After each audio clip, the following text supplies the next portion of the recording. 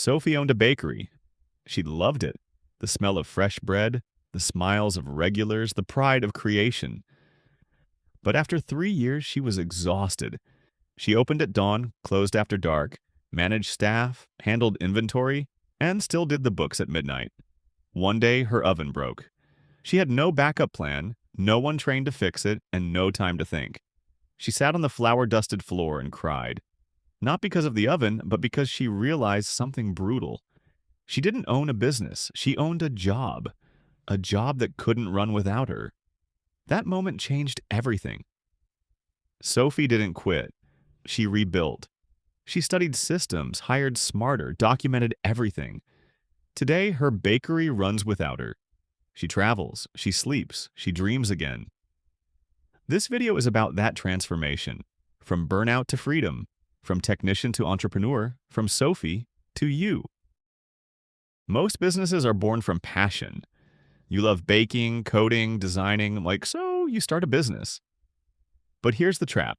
Doing the work and running the business are two different games. The technician loves the craft. The entrepreneur builds the system. If you stay a technician, you become the bottleneck. You do everything yourself.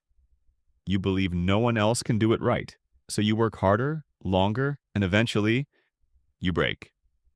The E-Myth calls this the fatal assumption, that if you understand the technical work, you understand the business. You don't. And that's okay. Because the shift isn't about abandoning your craft. It's about elevating it. It's about building a machine that delivers your magic without draining your soul. The technician works in the business. The entrepreneur works on it. Which one are you? Inside every founder, there are three personas fighting for control. The technician, the manager, and the entrepreneur. The technician wants to do the work.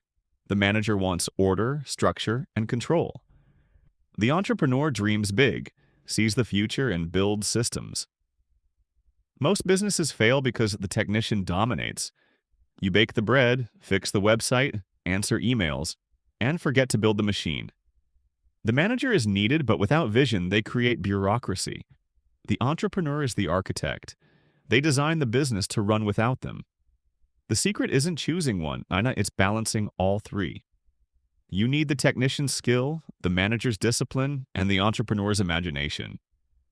But only the entrepreneur can lead. Only they can build a business that scales, survives, and sets you free. So ask yourself, who's running your business today? And who should be? Most small businesses rely on superheroes.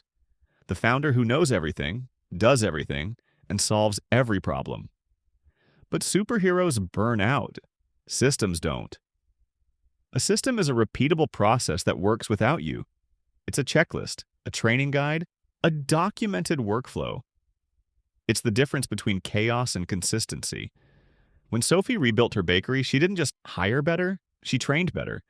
She created manuals, checklists, and routines. Her team could run the shop without her. That's leverage. That's freedom. Systems turn your business into a franchise, not a fluke. They protect your brand, your time, and your sanity.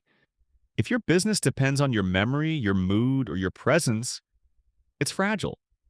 If it runs on systems, it's scalable. So stop being the hero. Start being the architect. Delegation isn't abandonment. It's design. It's the art of trusting others with pieces of your vision. But trust requires structure. You can't just say, figure it out.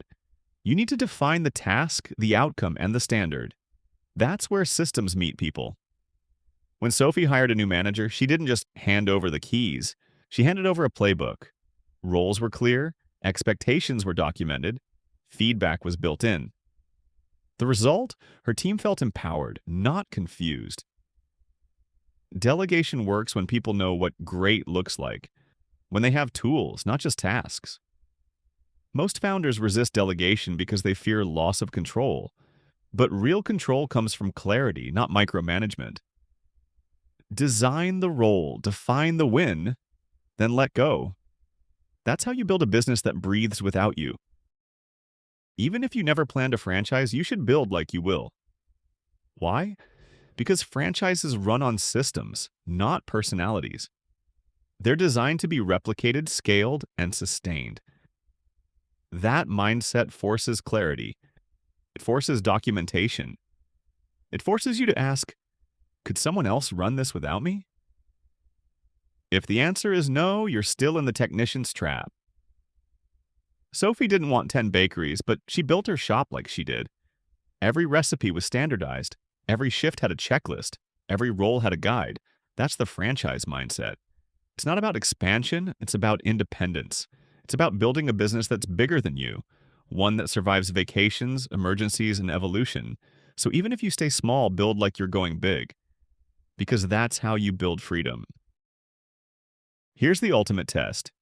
Could you leave your business for 30 days and come back to find it thriving? Most founders can't. They'd return to chaos, complaints, and collapse. That's the exit test. It reveals whether you've built a business or just a job. Sophie took that test. She flew to Italy for a month. Her bakery ran smoothly. Sales grew. Her team innovated. Why? Because she built systems, trained leaders, and trusted the process. The exit test isn't just about vacations. It's about legacy. It's about building something that lasts, something that serves others, not just you.